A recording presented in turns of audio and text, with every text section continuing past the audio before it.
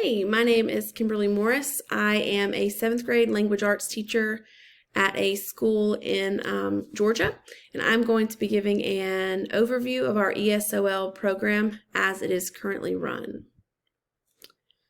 Qualifying, screening, and HLS. The HLS, which is the Home Language Survey, is instrumental for placement of our students within the ESOL language support services. When a student is enrolled at our school or enrolls to join our school, parents answer questions about the language which they speak at home at registration. If the language that is identified is other than English, then the student is identified as potential EL. And from there, we use the WIDA screener as the screening for assessments for our students. They can qualify depending on their score, which we'll get into as we progress through this presentation. Getting to know our ESOL teachers. There are currently 3 ESOL teachers. We have 1 per grade level that serves 6th, 1 for 7th, and then 1 for 8th. They range in years of experience. 1 has her doctorate, and then the other 2 are previous ELA teachers in our middle school, both of which have their masters. All of the teachers are push-in for content classes, and they have a sheltered class in the morning, which they have for emerging English learners. Currently, our EL population breakdown, and all of the following slides come from a lot of the following slides come from an interview with our ESOL teacher for 7th grade representative. We have 80 active EL students in the entire middle school. We have 31 monitored students. Of those 111 students, 85% have Spanish marked as their primary language.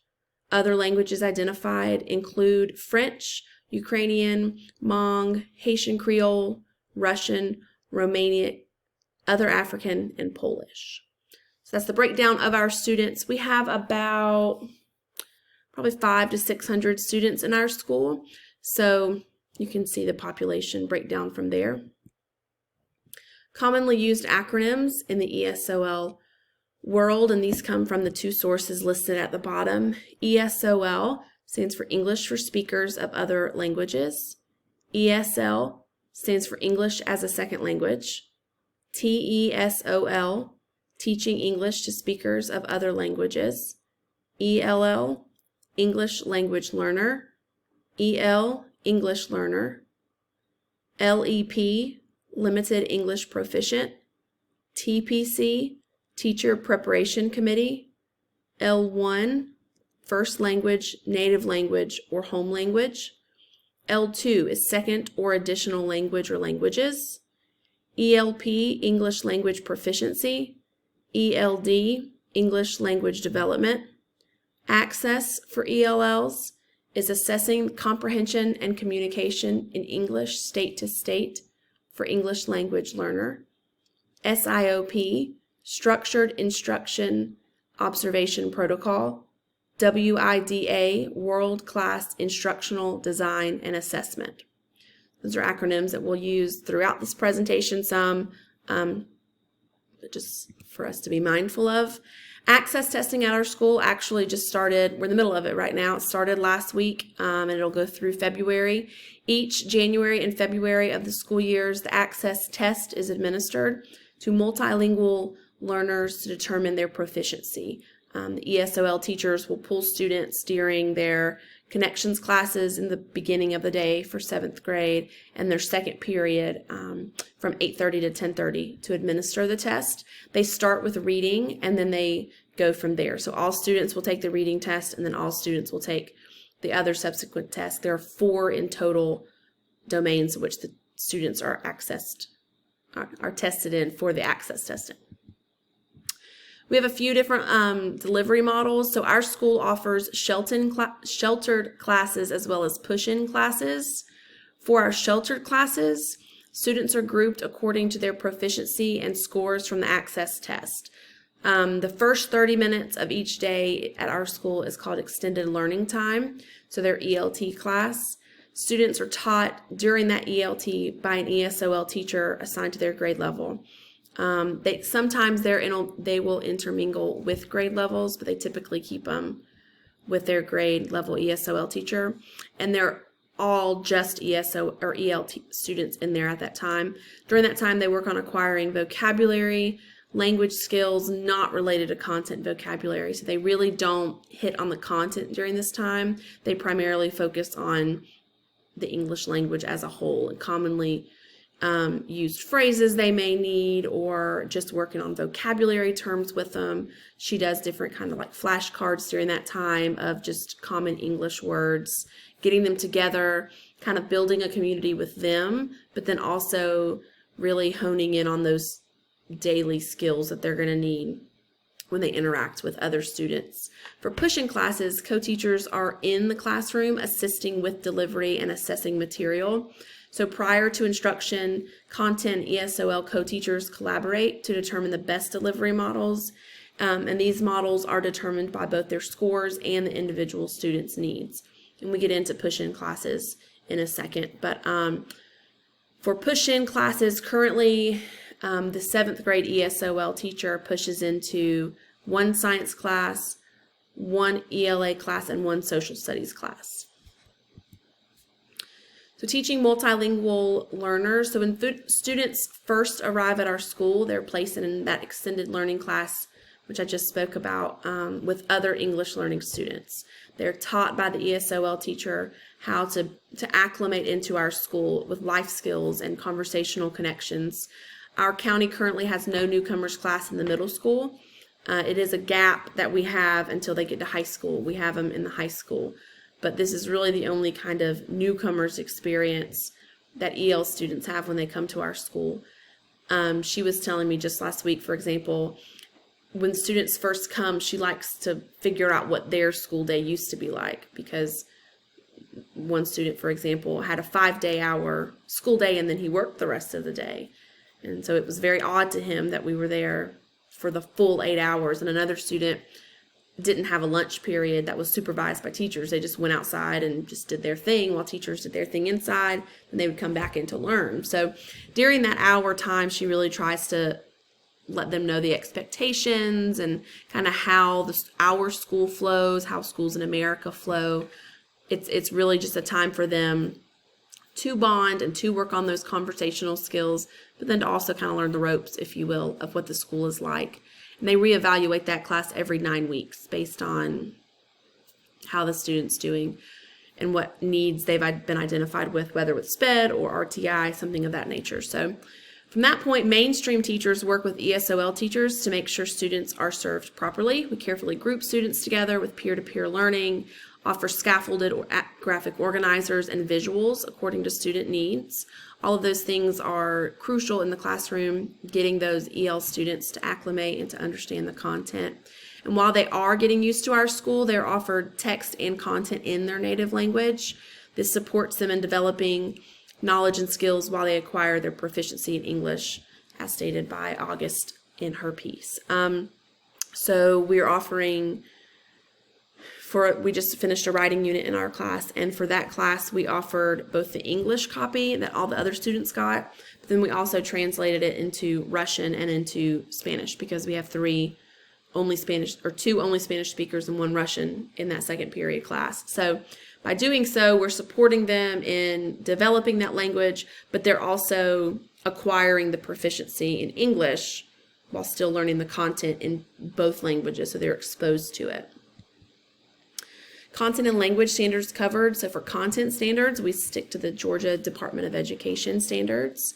For their language standards, they are GSE via the push-in model. So that is covered and orchestrated and implemented by the ESOL teacher. For teacher collaboration, this is a huge part of making the program successful. We work very, very closely together. We have weekly PLC meetings, and so we informally meet pretty much every day of the week, but formally we meet once a week in our content. In that content in that PLC, we have our content teachers, ESOL teachers, as well as special education teachers, and we gather to reflect on current lessons and then plan for future lessons. Assessment, extension activities, remediation, they're all discussed at that time, and groups are strategically made during that time to help the EL students match with native English speakers. So my room, for example, I have 7 groups, and all of those groups have a mixture of student speaking proficiency. So we do have one group with a student who only speaks Russian, and then a student who is Russian and English speaking, and then there are 2 other English speakers in that group. So they can use those translation tools that they have. They have computers that they carry around to help them translate. They also have another student, especially if they're only speaking their home language, who can kind of help them. But we switch groups up sometimes just based on student needs, and it's also a good idea for them to have exposure to other students in the class. And we work on all of that during that weekly PLC, so we can all kind of go back and look at what we have. And like I said, we have that formal meeting once a week, but we're meeting together and talking together every single day to figure out what's best for them. Exiting support services. In order to exit, the scores are used to determine whether the student qualifies to exit. They can exit with a 5 as their composite score.